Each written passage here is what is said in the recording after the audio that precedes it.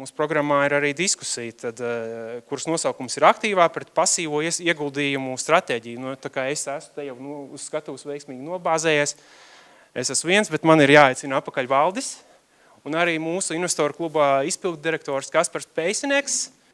Jā, Kaspar, tev tāds varbūt šajā īpaši Boglu dienā, jā?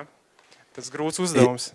Jā, man ļoti grūts uzdevums, ka man ir jāpārdod grāmatas, vai ne? Mums tomēr investoru klubam ir svarīgi, lai jūs nopērkat visas grāmatas, jā, un ne tikai šīs, bet šīs nav vienīgās, kas ir uz galda, jā. Bet no otras puses vajag arī tomēr to aktīvo ieguldīšanu. Tā ir tā lieta, ko mēs ikdienā rakstām, jā, kas viss notiekās. Jā, bet to, ko par aktīvo investēšanu saka pats Bogls, ka tā ir nulles summas spēle. To, ko viens iegūst, tur zaudē. Ierīnas investoram tas nozīmē, ka viss šī centība sev nes augstākas izmaksas, nepareizā brīža izvēles risku, un tad nulles summas spēle viņam par zaudēt spēli pārvēršas. Tad Buffets investoriem kā kopumam palielinoties kustībām, atdeves samazinās, un tad, ja to nepietiek, tad ir vēl virkni Nobela prēmijas laureātu tekstiem. Tirgus kustība paģeģošana ir pašpārliecinātība, kas robežojas ar iedomību un pašapmānu. Pols Semilsons. Tirgus pareģošana ir muļķis nodarbe, Roberts Mērtons. Tad cits. Es nekādi nevaru saprast, kādēļ kāds vispār iegulda aktīvi pārvaldītos fondos. Eugene Farma. Visi Nobela prēmijas laureāti. Kaspar, kā uz šo atbildēs? Jā, es gribētu pieķerties vienam vārdam, kas iepriekš bija, kas izskanēja tavā prezentācijā atziņās par grāmatu. Garlaicība. Jā, tas ieguldīt visā vidēji, tas ir tik garlaicīgi. Tas tāpatās tā kā mēs dzīvē. Vai mēs tiešām uzliekam mērķus? Es gribu dzīvot vidējā mājā, braukt ar vidēju mašīnu, apracēt vidēju sievu, vīru. Vai tiešām mēs domājam tajās viduvējībās? Nē, mēs esam gatavi riskēt, lai mums būtu kas vairāk, kas labāks. Mēs saprotam, nevienmēr dzīvē notiek viss kā vajag, ja? Varbūt nevienmēr tā māja ir labākā, ja? Bet vai šādi tādi sanāk ar kādu autiņu aizšaut garām. Bet mēs neapmierinamies ar viduvējību. Var, protams, ņemt to viduvējību, bet es gribētu teikt, garlaicība. Un droši vien tas ir tas, ar ko mēs investoru klubā cīnāmies ar šo te garlaicību. Lai nebūtu garlaicīgi, tāpēc ir jādarbojas. Valdei? Dažādi veidi, kā cīnīties ar garlaicīgu. Protams, ja vajag adrenalīnu un augstu pārdzīvojums arī par lieliem zaudējumiem, tad forši var iet uz priekšu. Var arī laikt ar gumiju no tilta un ar izpletni.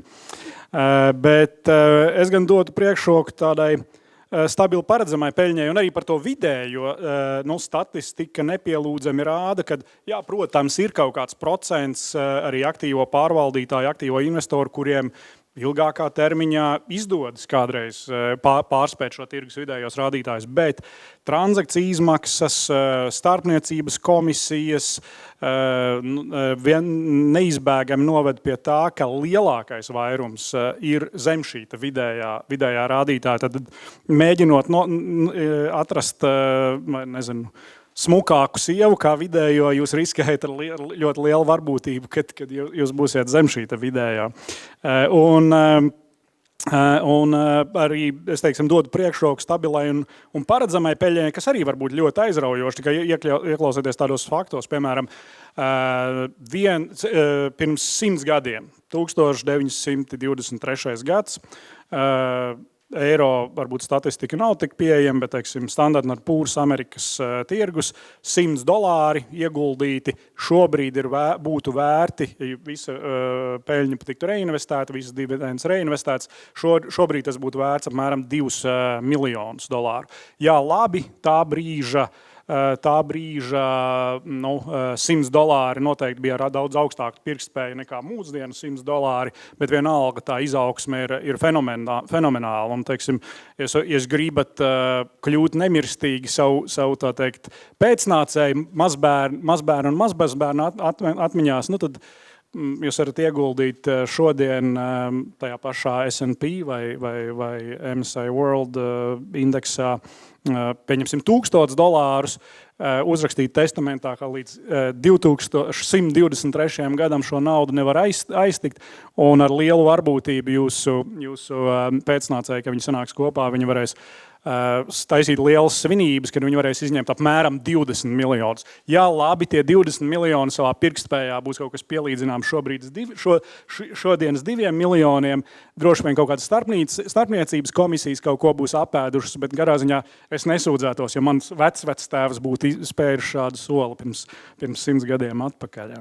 Tā ilgtermiņā garantētas vai ar augsti prognozējams vidējās tirgus atdevis tuvu 10% pirms inflācijas un kādu 7% pēc inflācijas.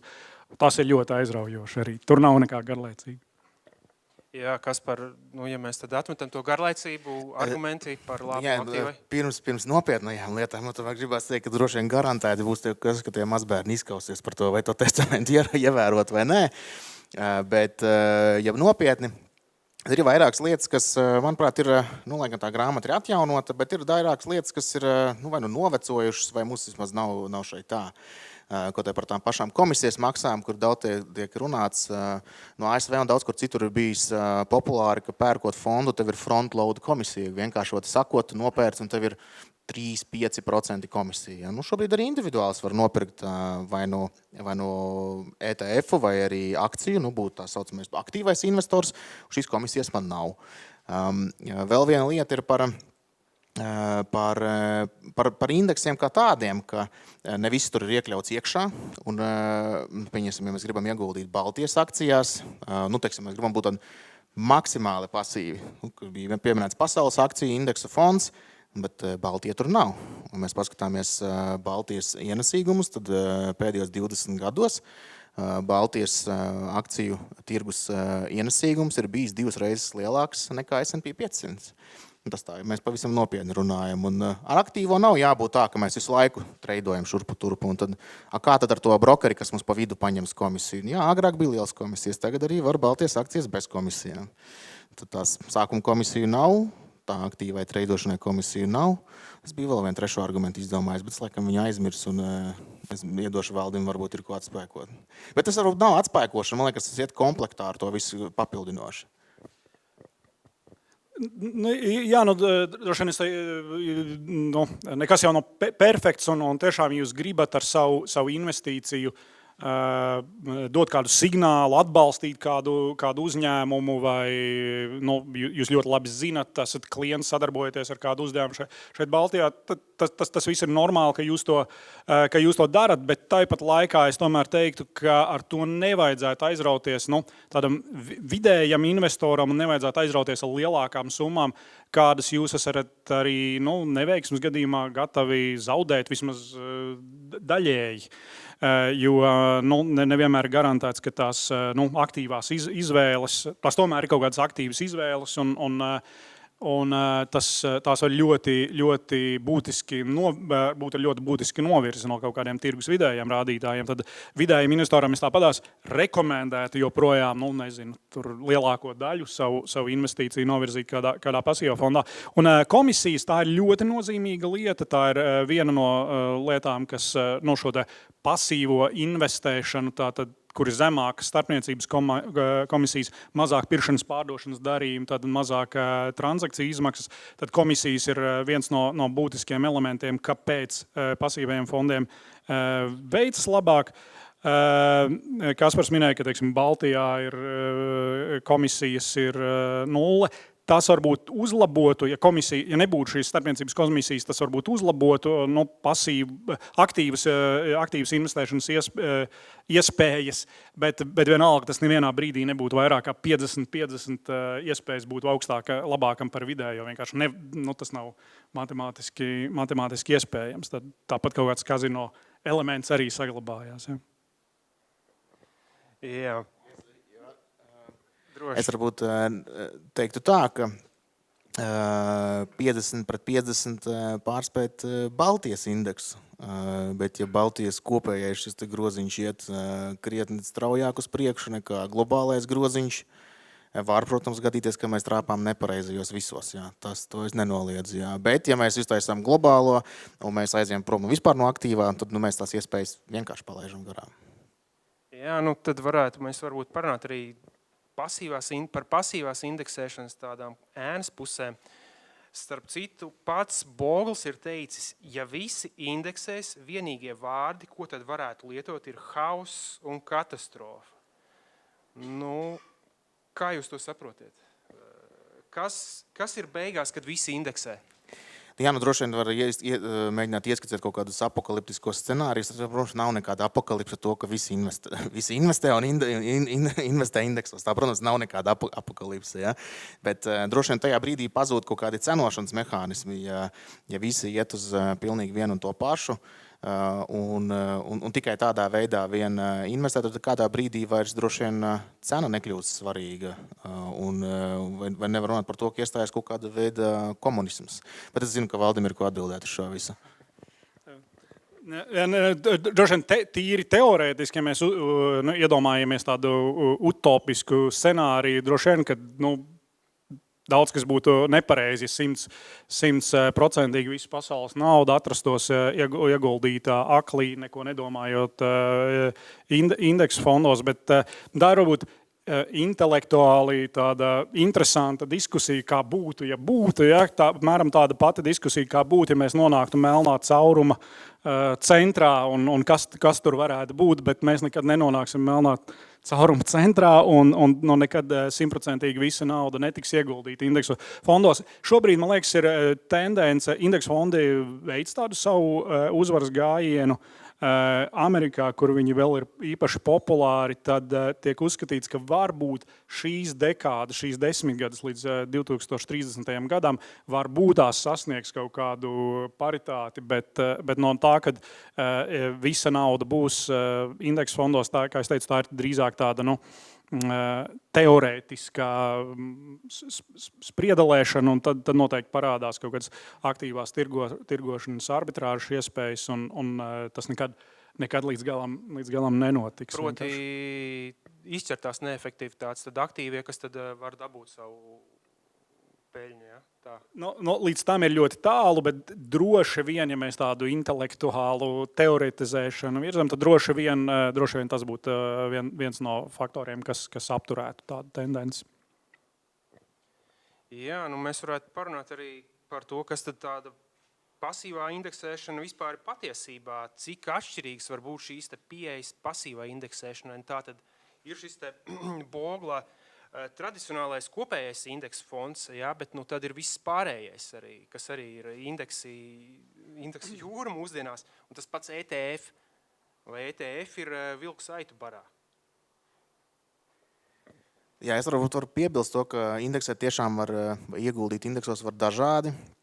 Var iesākt, vairākās gradācijās salikt, ir tāds maksimāli nedarām neko, paņemam vienu globālo, un tad mēs esam tiešām pasīvi. Ja.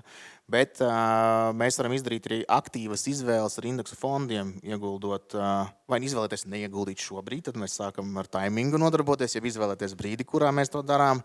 Tad mazliet aktīvākiem kļūstot, vai mēs izvēlamies kādu reģionu vai valsti konkrētu. Un pēc tam jau ejot tālāk pa sektoriem, pa dažādām tematiskajām izvēlēm, piemēram, ieguldīt bateriju tehnoloģiju uzņēmumos vai enerģijas ieguves uzņēmumos un tam līdzīgi. Un tad savā veidā mēs esam aktīvi.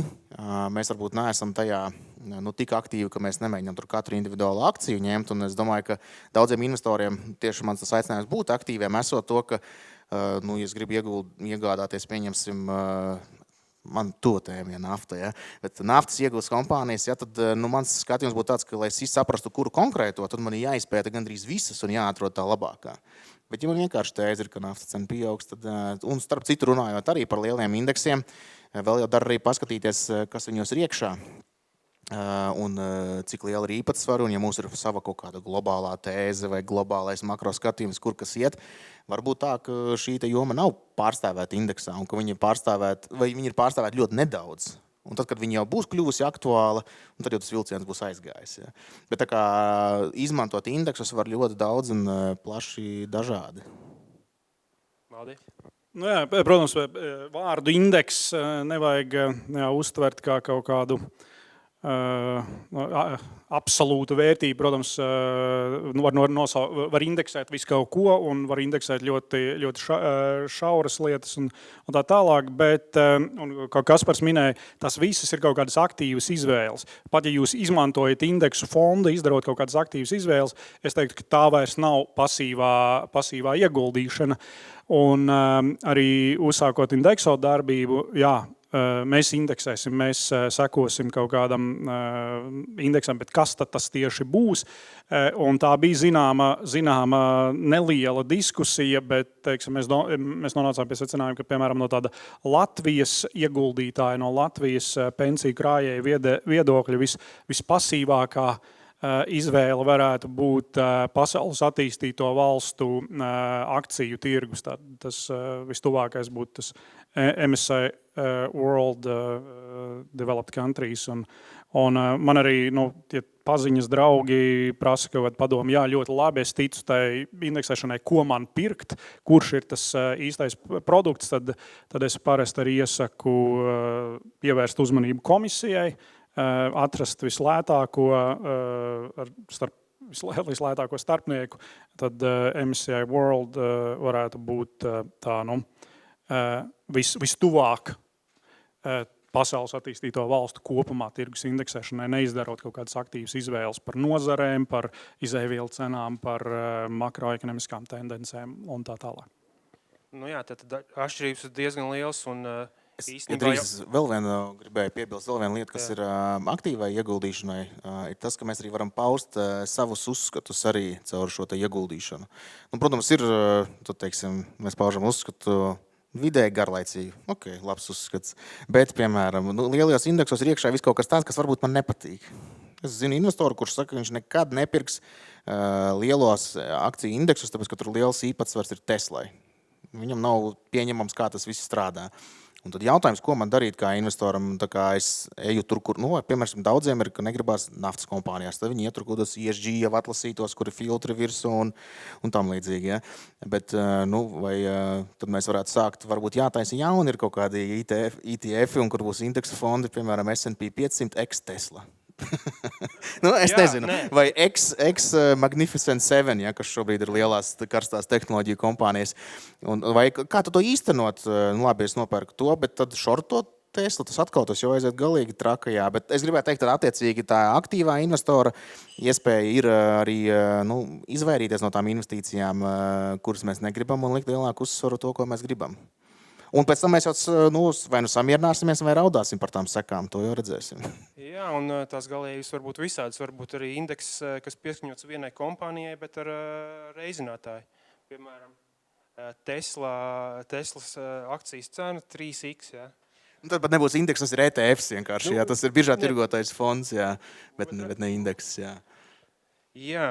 Man liekas, kungi grib jūs samulsināt un nobiedēt, bet man liekas, izvēlēties labu, lētu pasaules akciju tirgu kopējošu indeksu fondu nemaz nav tik grūti, un es teiktu, ir jābūt diezgan ļoti piesardzīgiem šajās savās manifestācijās. Varbūt, ja mēs runājam par Baltijas tirgu, kad Latvijas, uzņēmumu akcijas, kur jūs zinat kaut ko labāku, un jūs atvēlat kaut kādu daļu no savu portfeļu, tad tur varbūt šīs izvēles ir pamatotākas, bet es rekomendētu būt diezgan piesardzīgiem, aizraujoties ar to.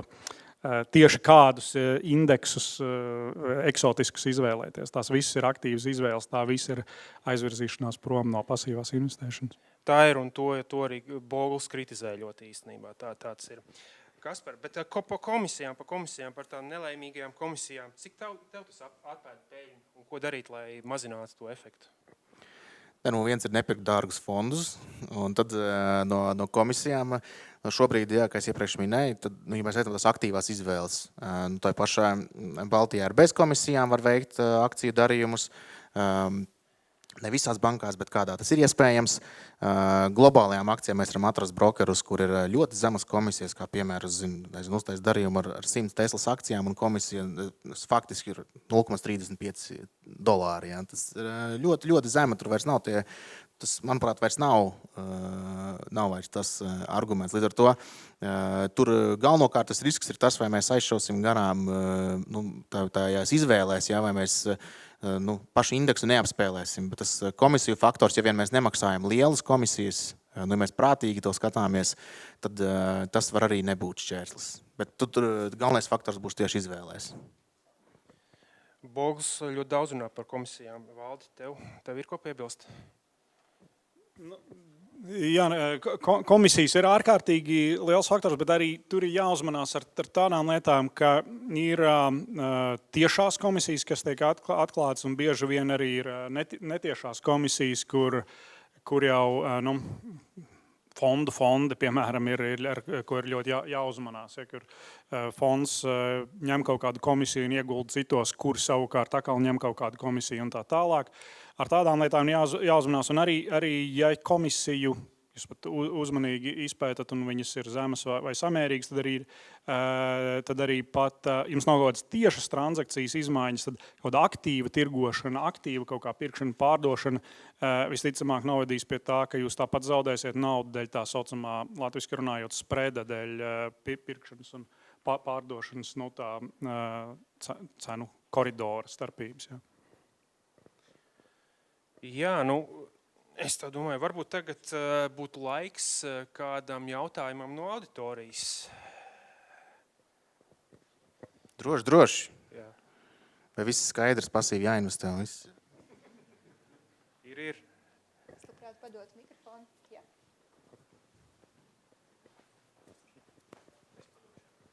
Labvakar. Paldies par akciju stāstu, bet varbūt jūs varat arī pieskarties obligāciju sektorai.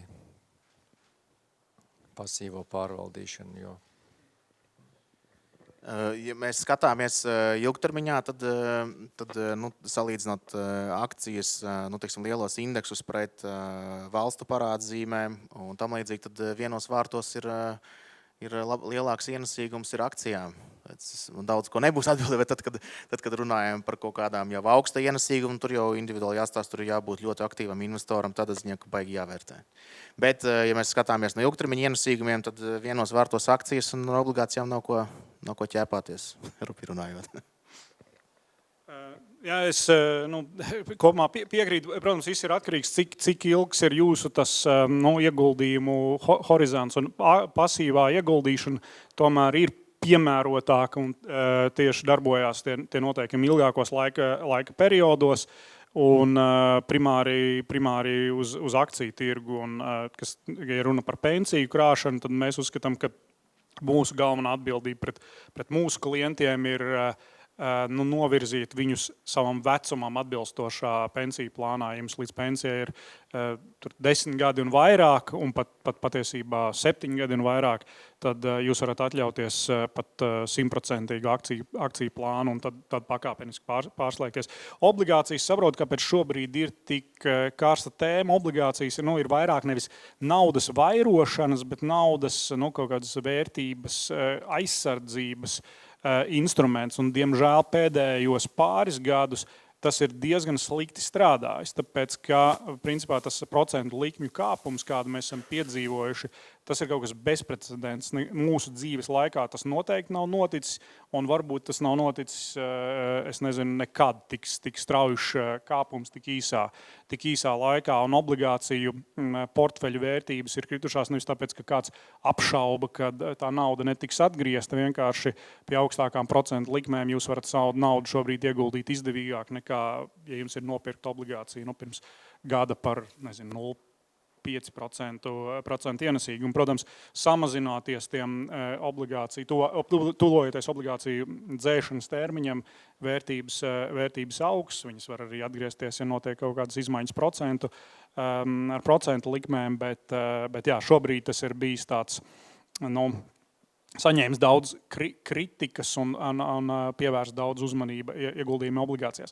Bet tajā pašā laikā šajā pat bezprecedenta situācijā tādi obligāciju fondi vidēji ir kritušies par kaut kādiem 11%, tad akciju ieguldījumi jums jau 1-2 gadu laikā var nosvārstīties arī par 30%. Ir bijuši tādi gadi un tādi periodi. Tad tas it kā obligāciju atdeve ir bijusi ļoti slikta, neveiksmīga. Tai pašā laikā pat šādā dramatiskā situācijā tas svārstību diapazons tomēr bijis zemāks nekā tas ir iespējams vēsturiskā akcijā.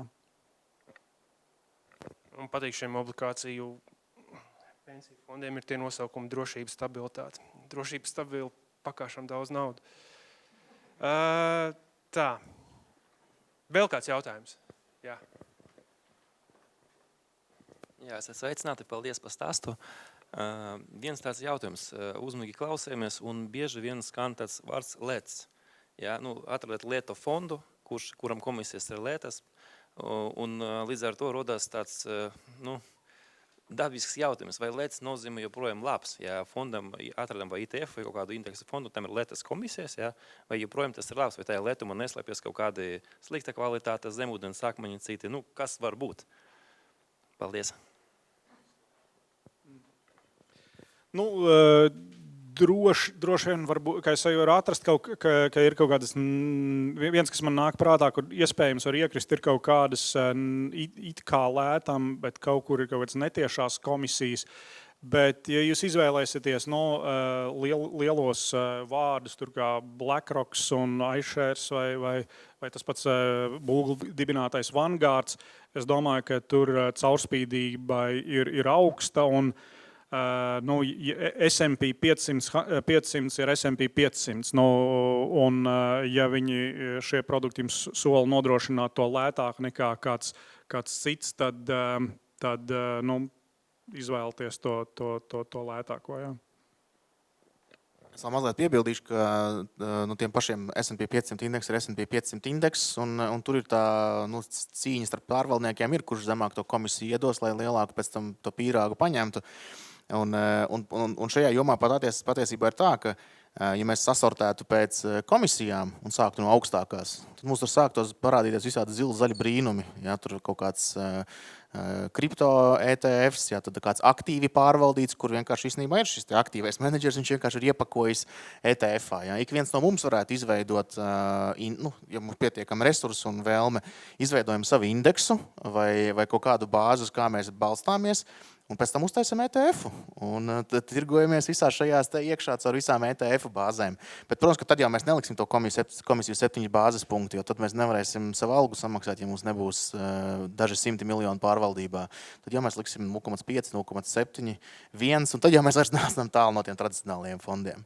Tā kā, ja gribās tieši to pasīvo ieguldīšanu, tad zemas komisijas ir labi. Tur droši vien 5, 6, 7 bāzes punkti būs labs līmenis. Un tur daudz spēlētāji var izvēlēties.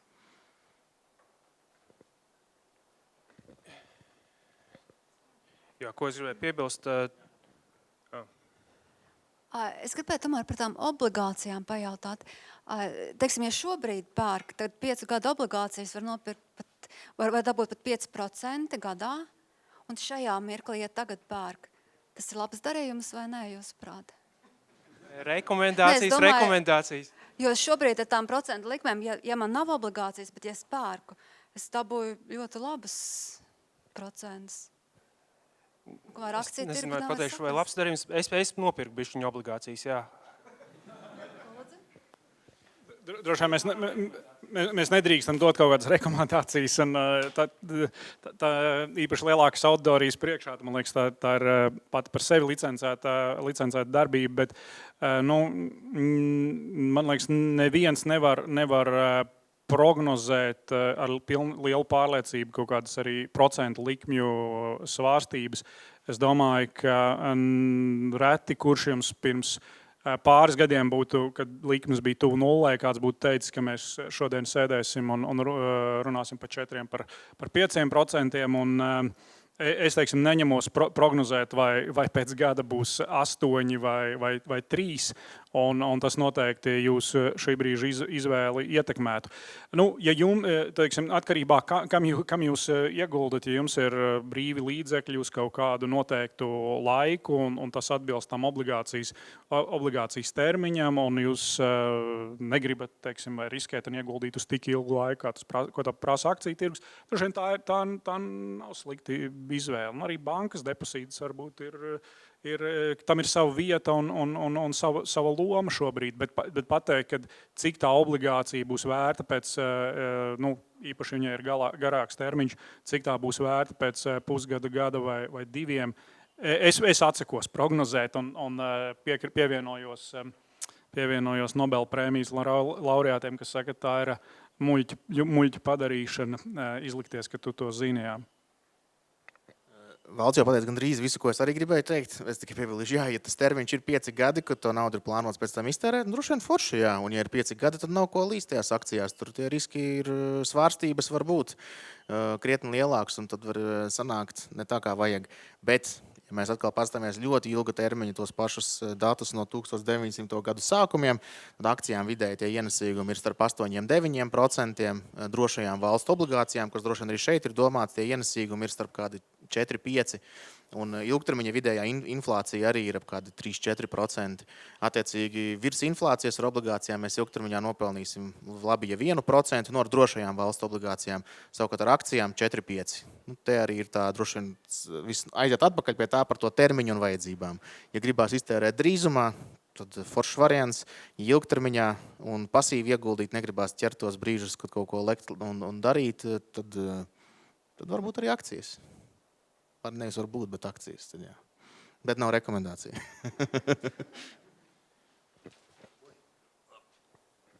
Kaut ko piebilst, to gribēju? Jā, es vienīgi atceries varbūt pirms tam par to vārdu lētums. Tā jau ir, ka tie paši lielie giganti, viņi jau arī var piedāvāt tās zemākās tās pārvaldības maksas. Un tad viņi arī ir, tie, teiksim tā, kam tad ticēt, ja ne viņiem varbūt, jā, kaut kā tā.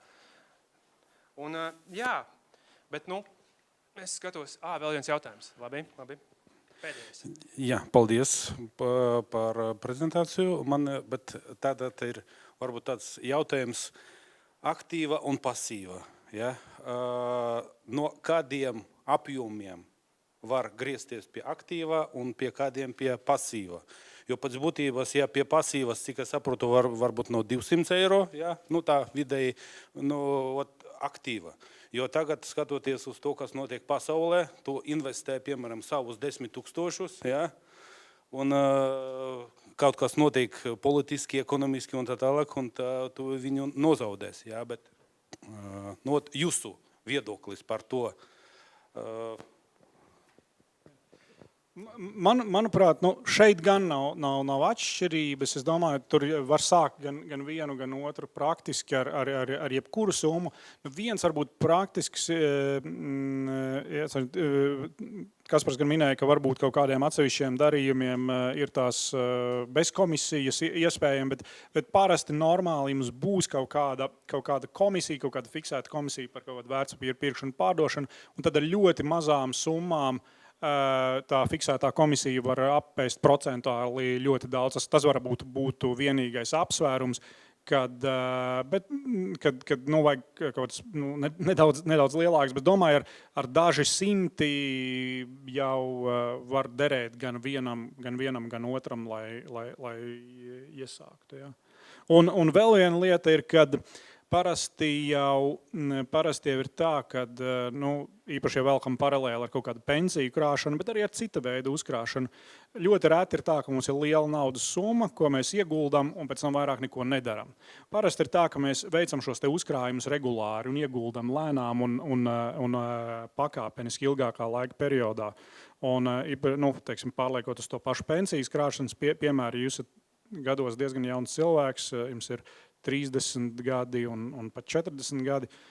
Jums principā ir jāiet uz baznīcu un jālūdzās un jānoliek sveci par to, kaut no akciju cenas būtu zemes, kaut no makroekonomiskā vidē viss kaut kas būtu ļoti slikti, jo es būšu tagad neto krājējis tuvākos 10-20 gadus un es pirkšu, es ieguldīšu par zemākām akciju cenām, es dabūšu lielāku vērtību par tos katru savu eiro. Un pēc tam jau tad, lai tur tas tirgus iet atpakaļ. Nu, respektīvi, es gribēju teikt, ka ja jūs sadalāt pakāpeniski, tad tās tirgus svārstību riski jums arī izlīdzinās, viņi kļūs daudz mazāki. Būs kaut kādi brīži, droši vien, ka jūs pīķu brīžos jūs kaut ko iepirksiet arī zemākos, bet notiek tā laika diversifikācija, un jūs daudz mazāk cietīsiet no kaut kādām, nervozēsiet no kaut kādām lielām svārstībām. Jā. Labi, nu tad man ir jāsaka īstenībā paldies. Paldies visiem jums, kuri šodien piedalījās šīs te mazās grāmatas par saprātīgu investēšanu atklāšanas svētkos Latviešu izdevumā. Ja? Gan. Tad aicinu jūs nobaudīt uzkodas, sarunāties un, protams, arī izmantot šo iespēju, lai iegādātos šo grāmatu. Ja? Jā. Jā, paldies, teiksim, lielu Jānim. Es domāju, Jānis pelnīs aplausus gan par savu prezentāciju, gan par...